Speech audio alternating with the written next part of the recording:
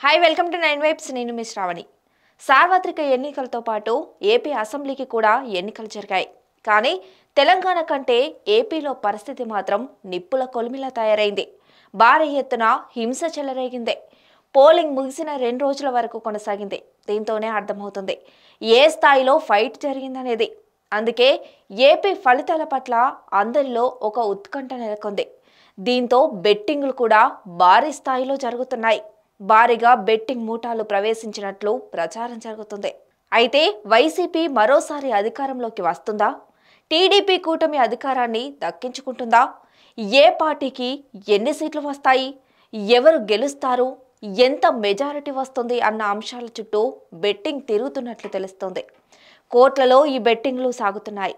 లక్షకు 5 లక్షల చొప్పున బెట్టింగ్ జరుగుతుందంటే ఏ రేంజ్లో ఉందో అర్థం చేసుకోవచ్చు. ప్రధానంగా ఏపీలో పిఠాపురంపైనే అందరి ఫోకస్ ఉంది.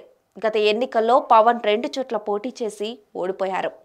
ఈసారి మాత్రం ఒక్క పిఠాపురం నుంచి మాత్రమే పోటీ చేస్తున్నారు.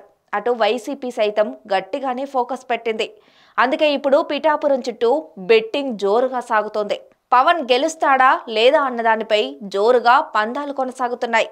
పవన్ తర్వాత లోకేష్ పైనే ఎక్కువ బెట్టింగ్ సాగుతుండడం విశేషం.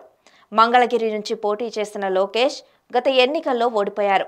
ఎన్నికల్లో మరోసారి పోటీ చేస్తున్నారు. ఇక్కడ సైతం వైసీపీ పట్టు బిగించాలని ప్రయత్నించింది. అందుకే ఇక్కడ కూడా భారీగానే బెట్టింగులు జరుగుతున్నాయి. అప్పట్లో వైనాట్ కుప్పం అని కూడా వైసీపీ సౌండ్ చేసింది. కుప్పంలో చంద్రబాబుని ఎలాగైనా ఓడిస్తామని శపథం కూడా చేసింది. దీంతో అందరి చూపు కుప్పం వైపే పడింది. వైసీపీ పెద్ద ఎత్తున ప్రచారం చేయడంతో రాజకీయంగా కుప్పం హాట్ టాపిక్గా మారింది. అందుకే అక్కడ చంద్రబాబు గెలుస్తాడా లేదా అని ఎక్కువ మంది బెట్టింగ్ కాస్తున్నారు. చంద్రబాబుకు మెజారిటీ తగ్గుతుందా లేదా అన్న అంశంపై కూడా పందాలు పడుతున్నారు. ఇలాంటి మరిన్ని అప్డేట్స్ కోసం చూస్తూనే ఉండండి 9 వైబ్స్.